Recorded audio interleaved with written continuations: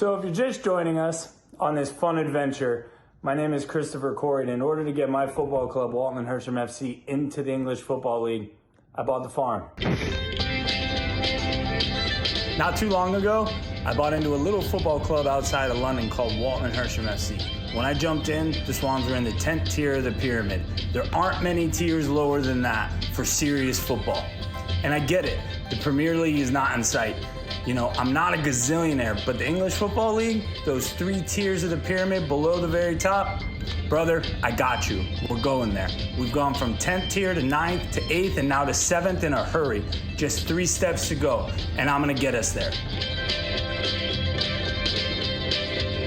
All right. That's what I promised my wife and kids.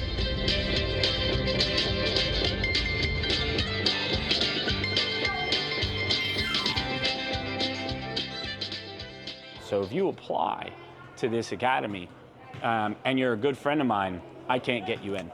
100% cannot get you in.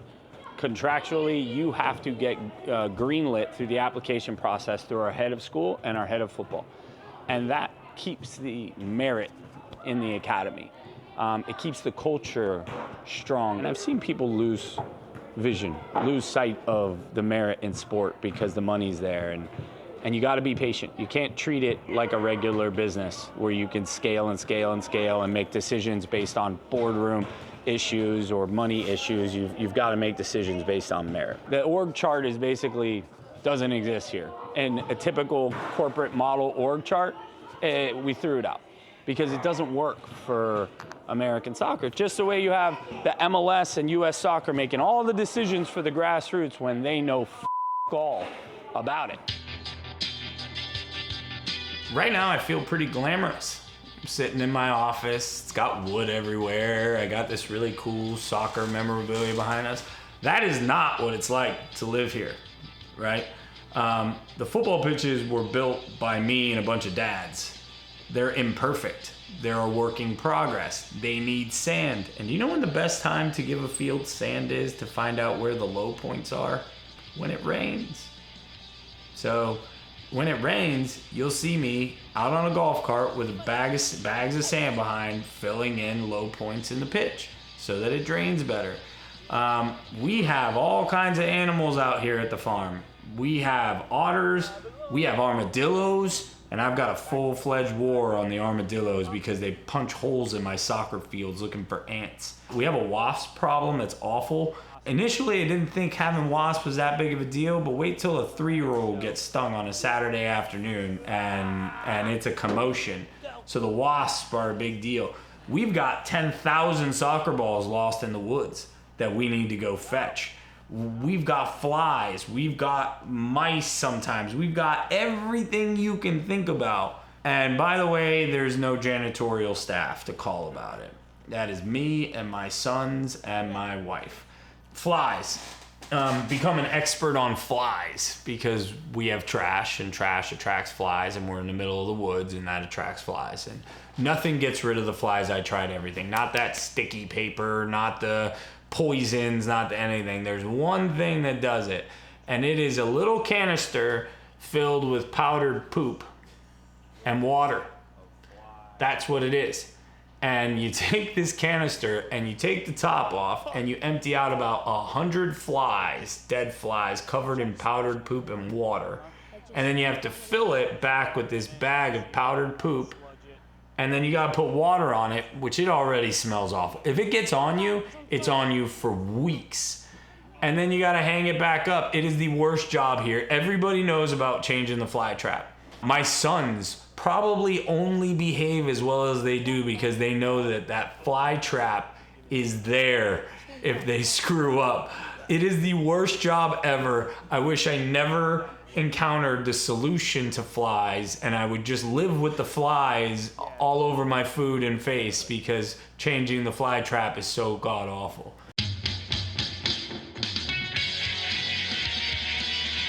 I'll be honest with you, I never use this thing. Probably just because, as you just saw, kind of a city boy, so I don't really take much to the pleasures of the outdoors as much as I should. But I think it's cool that we have it. Oh man, you see this? You see this? You wanna know what I do here? What I really do here? I don't, own a football club in England and create a pathway for the kids and keep the building going and upgrade the building. I pick up trash.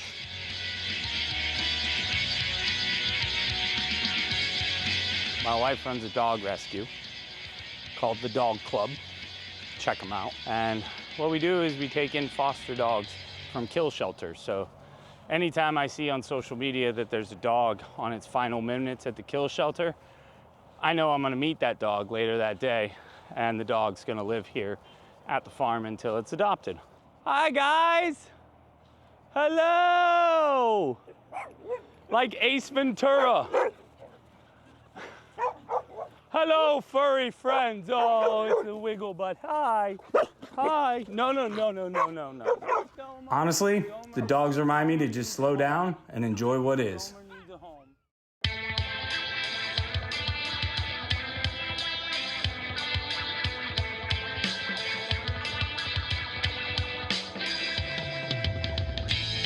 Haven't done anything. As a country, we suck. We're terrible at this. And we're unwilling to say we're terrible at this. And until we can say, as a group, we have failed and failed millions of kids.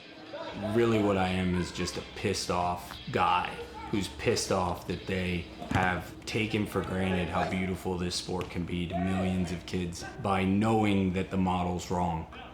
Jurgen Klinsmann, 2015, famously said, this is the only country in the world, the only one, where the model's upside down, right? You've got your nice, beautiful pyramid that every country in the world, for the most part, follows, where the investment goes here in the grassroots, right? I haven't heard of anybody else, at least in Florida that I know, that's investing in the grassroots like this but me. And that's not the grassroots fault.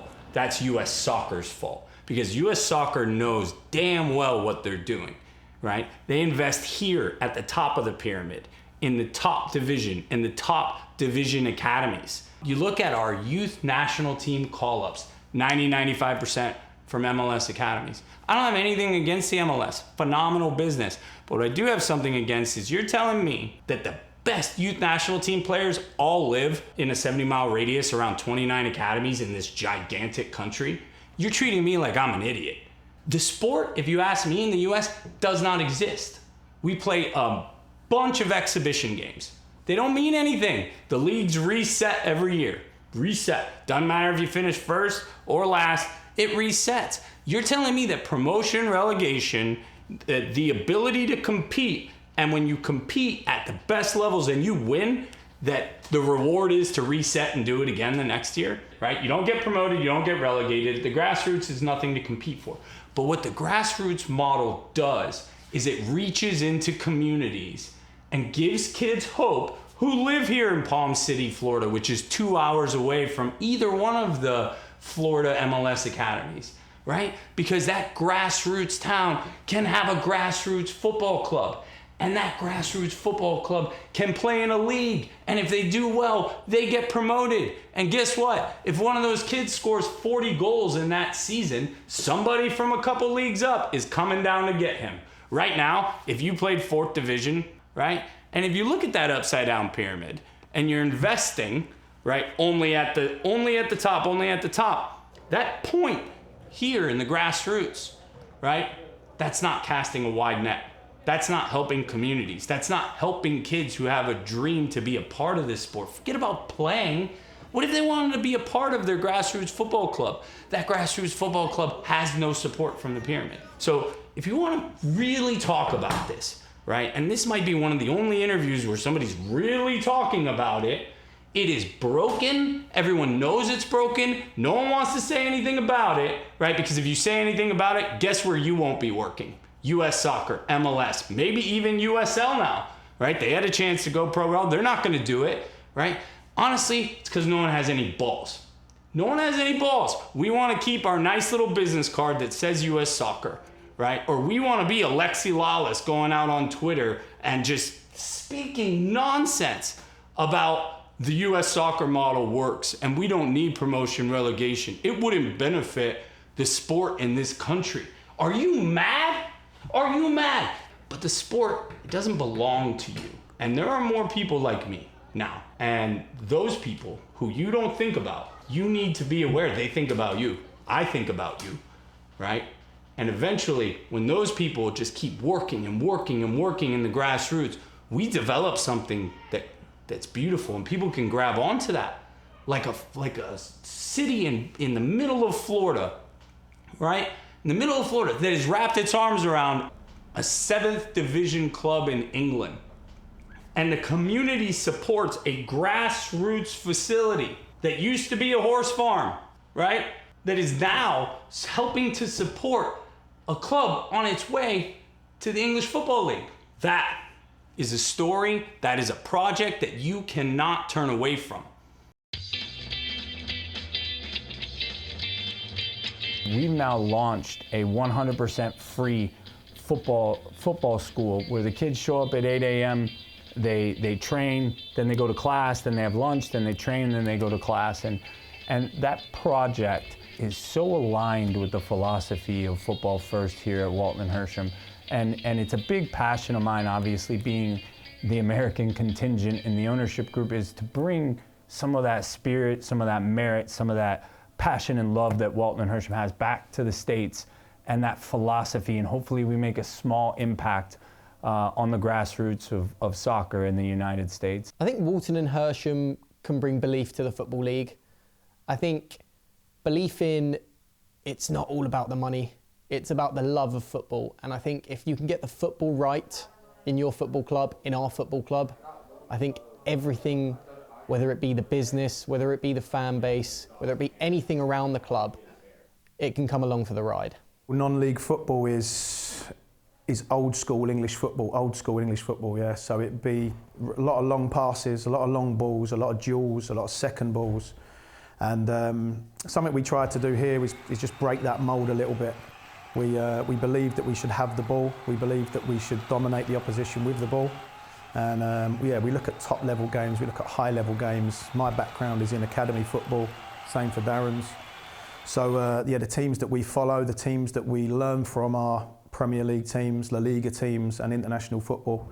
If you were to go to a non-league game in England, you'd probably see elbows, a lot of wind, a lot of fights, fans screaming and shouting, which, don't get me wrong, like that's part of the love, that's part of the passion, but we're trying to break that mould a little bit, and it started with obviously the young owners taking over, hiring coaches that believe in a certain style of play, which is very different from the norm. So our brand of football, especially in non-league, is regarded more of a possession, passing style of play. I think in non-league, especially in this country, there's a more direct brand of football. I mean, we see throws from the halfway line, and that's just not my cup of tea. I think what we do is probably the most entertaining way we can do it for our fans, and certainly the most pleasing to the eye. I know a lot of people across the world, and particularly in the US, have fallen in love with Wrexham over the past few years, but I really think that we can be the Hollywood story over the next few years.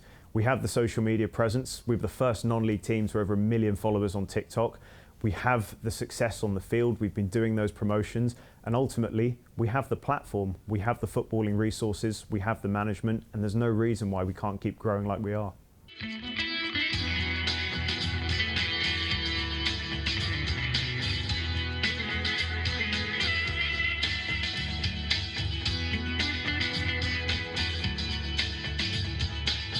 Out of that match, I want a goal.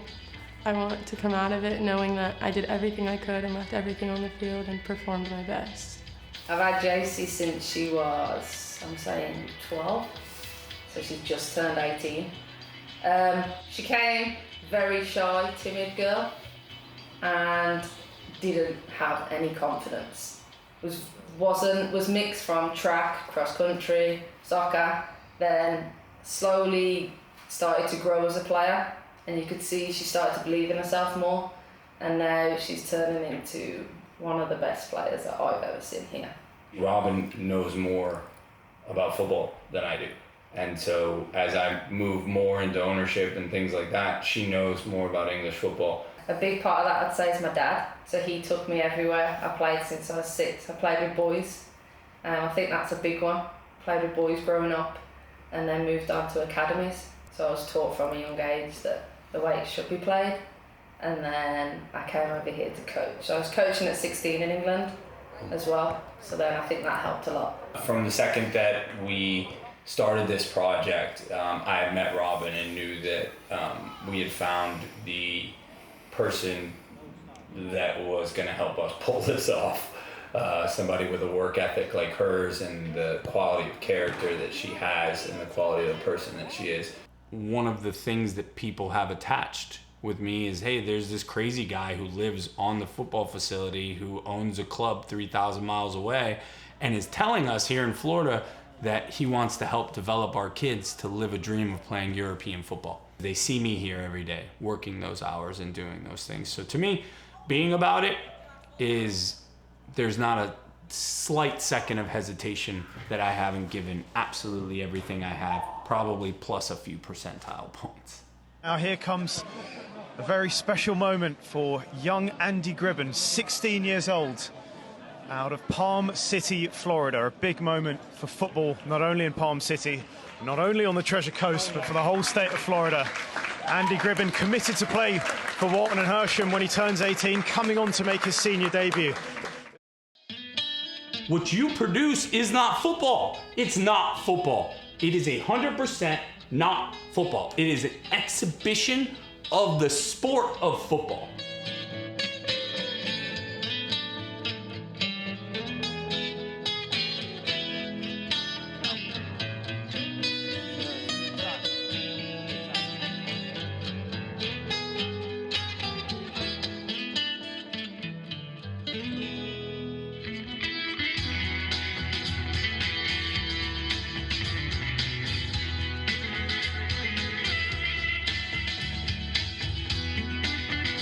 Why is anybody going to continue to invest here to develop the grassroots there and below if there's no tiered system of advancement? So this one decision that we've made as a country has completely crippled the entire development of the grassroots. So what we really have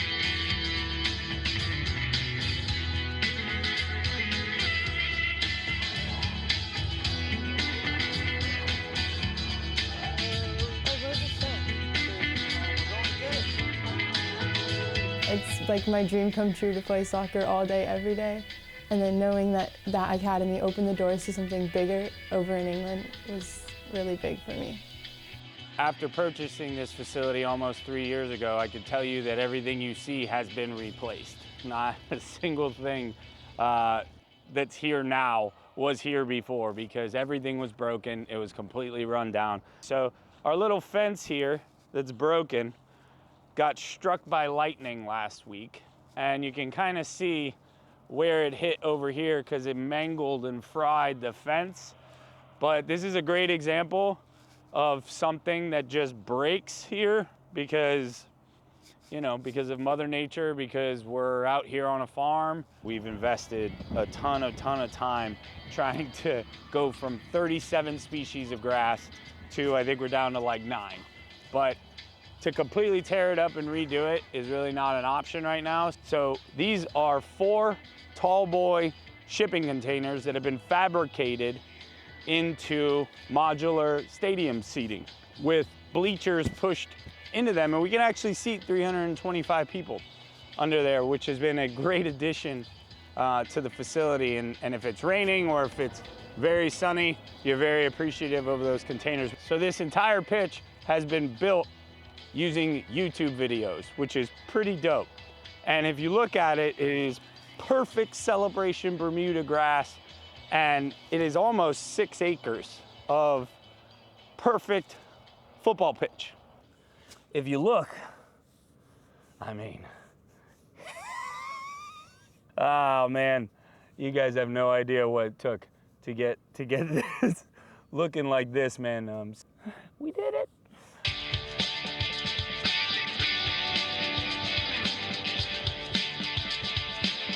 I can see from the outside that it seems a little crazy to do all this. I appreciate your opinion. I Actually, scratch that. I don't appreciate your opinion. I think your opinion's garbage. I think if you lived with me for a week, you would take that back and say, no, this guy isn't a loose cannon. He's authentic. He lives it. This is all he does. This is all I do. This is it. I'm a competitor in a way that most people don't understand. So those people make an off comment back in 2021 when I'm leaving advertising to go into football. I remember the day, the time that you said it. I remember your face. I remember what you look like. And I think about you. It drives me, and I can't wait to see you again. Woo! Game on. Yeah, a 16-year-old from Stuart, Florida. A student at Walton Hersham Football Academy in Palm City, Florida.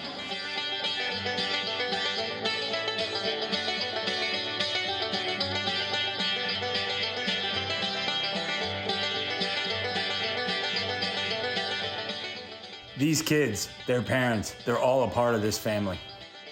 And as far as my actual family, what can I say? I absolutely love my boys. Yeah! Yeah! Oh, wow. What happened there, old man? Yeah. I love my wife. I love all the young players just looking for their shot. Someone's got to break the mold here. We got to get the pyramid right side up. I believe in that, and I believe in this project. And I believe we'll see you in the English Football League.